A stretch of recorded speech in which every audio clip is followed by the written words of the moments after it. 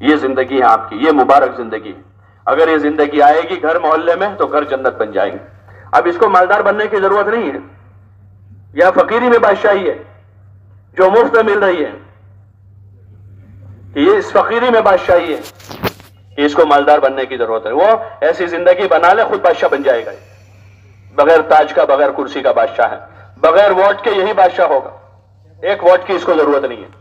حضور والے اخلاق اختیار کر لیے، حضور والی زندگی اختیار کی ہے، اب اس کو ووٹ کی ضرورت نہیں ہے، اس کو کرسی کی ضرورت نہیں ہے، اس کو ممبر بننے کی ضرورت نہیں ہے، مسجد کے بورڈ پر نام لکھنے کی ضرورت نہیں ہے، کمیٹی کا چیئرمین بننے کی ضرورت نہیں ہے.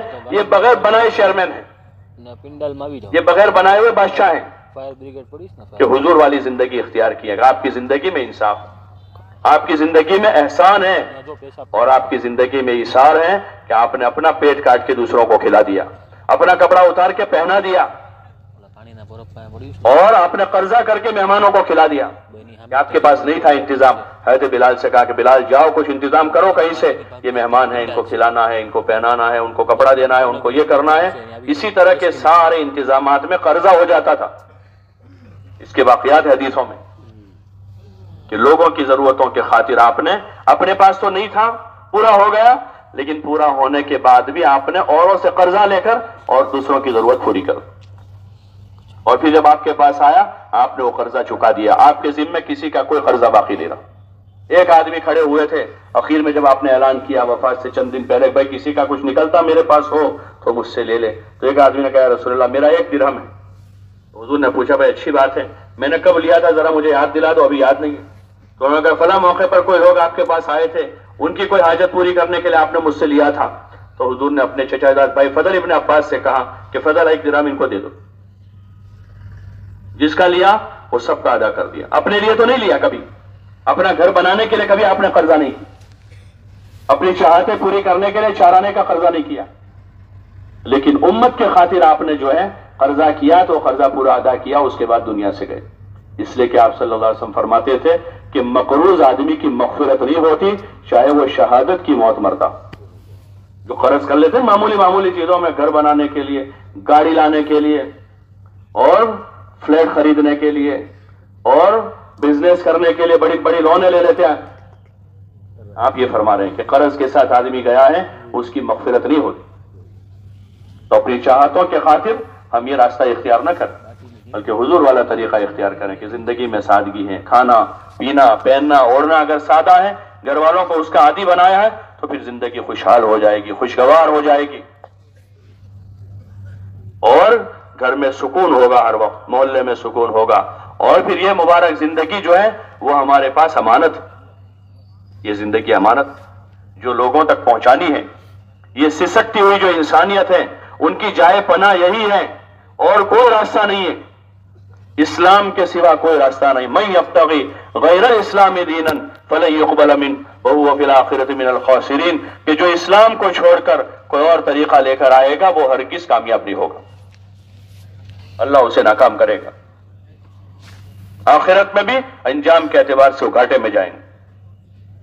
جتنی تدبیریں ہو رہی ہیں دنیا میں، جتنی کوششیں ہو رہی ہے، وہ ساری فساد کی طرف لے جانے کی ہیں. ہاں اگر وہ حضور کے طریقے پر ہیں، حضور والے مبارک علم کی روشنی میں ہے، تو پھر وہ فلاح کی طرف لے جائے گی. ورنہ آپ کے علم اور آپ کے مبارک طریقے کو چھوڑ کر جتنی تدبیریں ہو رہی ہیں، چاہے وہ ایمان والے کر رہے ہوں،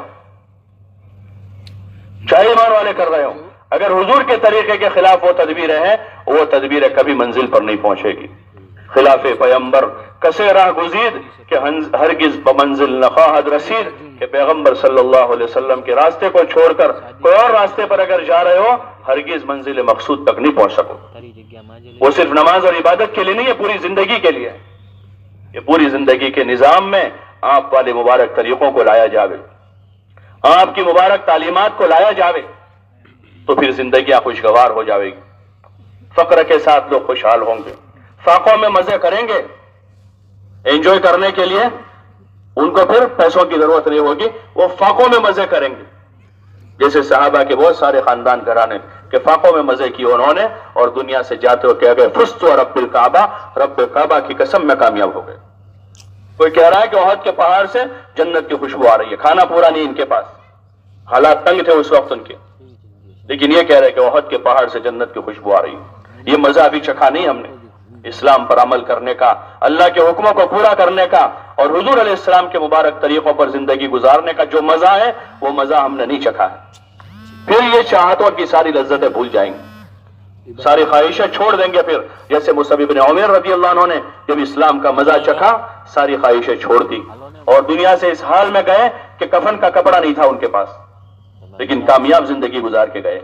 ایسے فقراء صحابہ بہت سارے تھے کہ جنہوں نے چاہتوں کے مزے قربان کر دیے سارے اور فقیری کی زندگی اختیار کی۔ مکہ میں جن کے پاس بہت کچھ تھا لیکن اللہ کے نام پر ہجرت کر لی، فقراء مہاجرین جن کو کہتے ہیں کہ مکہ میں ان کے پاس تھا، مال دولت تھا، مکانات تھے ان کے پاس، خاندان کنبہ قبیلہ تھا، لیکن اللہ کا نام لیا، اس اللہ کے نام پر ان پر حالات آئے تو پھر انہوں نے ان ساری چیزوں کو اللہ کے لیے چھوڑ دیا اور پھر وہ فقر میں انہوں نے مزہ چکھا۔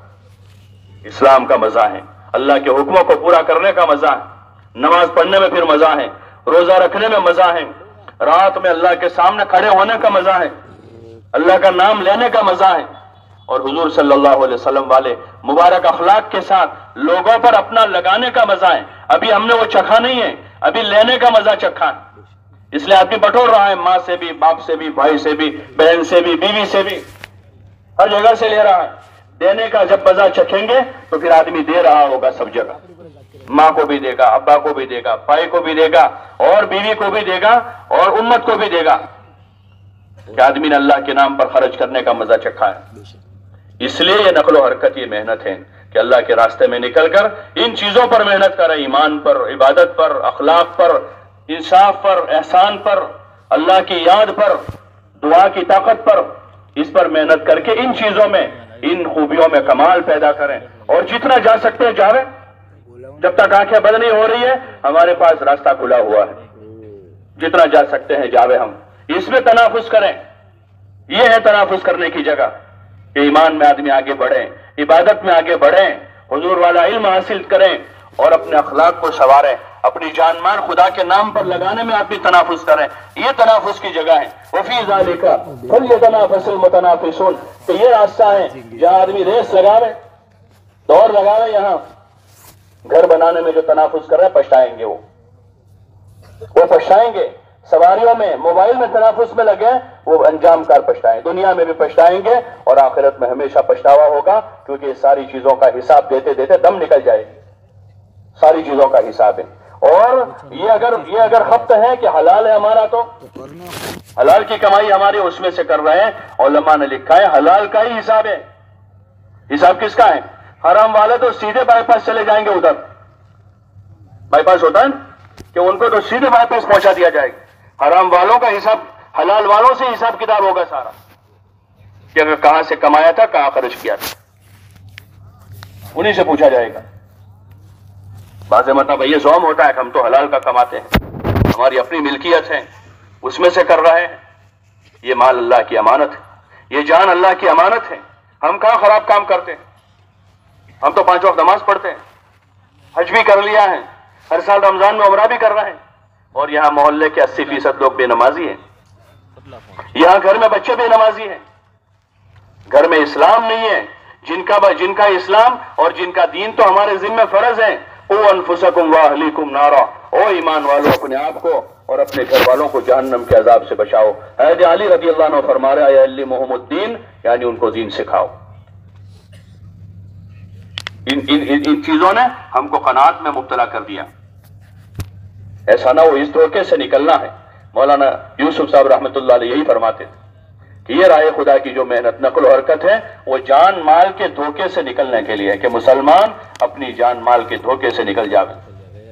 جان میری ہے، مال میرا، یہ دھوکہ ہے، اس دھوکے سے آدمی نکلے۔ زندگی کی ذمہ داریوں کو سمجھے آدمی کہ میرے ذمہ کیا ذمہ داریاں ہیں، میرے ذات کے حساب سے، میرے بچوں کے حساب سے، میری بیوی کے حساب سے، میرے خاندان کنبے قبیلے کے حساب سے، اور پھر میں حضور علیہ السلام کا امتی ہوں۔ آپ خاتم النبیین ہیں، آپ آخری نبی ہیں، آپ کے بعد کوئی نبی نہیں ہے۔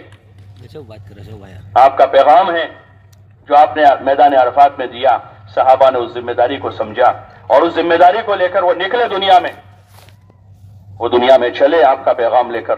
وہی پیغام ہر زمانے کے نیک لوگوں نے اٹھایا اور وہ انہوں نے اپنی جانیں اس پر کھپائی، اپنا مال لگایا اپنے جذبات قربان کیے، اور ہزاروں لاکھوں اللہ کے نیک بندے ہر زمانے میں ایسے رہے ہیں کہ جو پیدا کہیں ہوئے، دفن کہیں ہوئے۔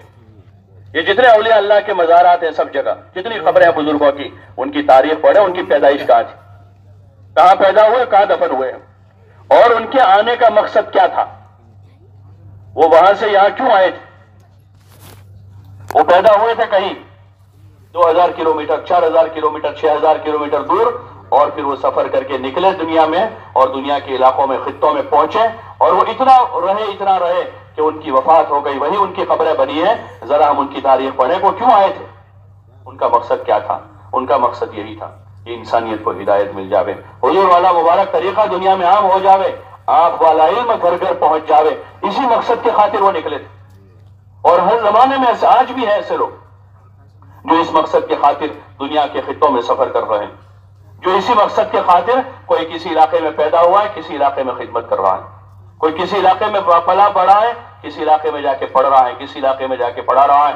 یہ دینی خدمتیں جتنی ہیں وہ اسی طرح ہر زمانے میں ہوئی ہیں اور ابھی بھی ہو رہی ہے۔ سعادت مندی ہماری ہوگی، خوش قسمتی ہماری ہوگی کہ ہماری یہ جان لگ تو کہیں بھی جائے، کہیں بھی لگے گی۔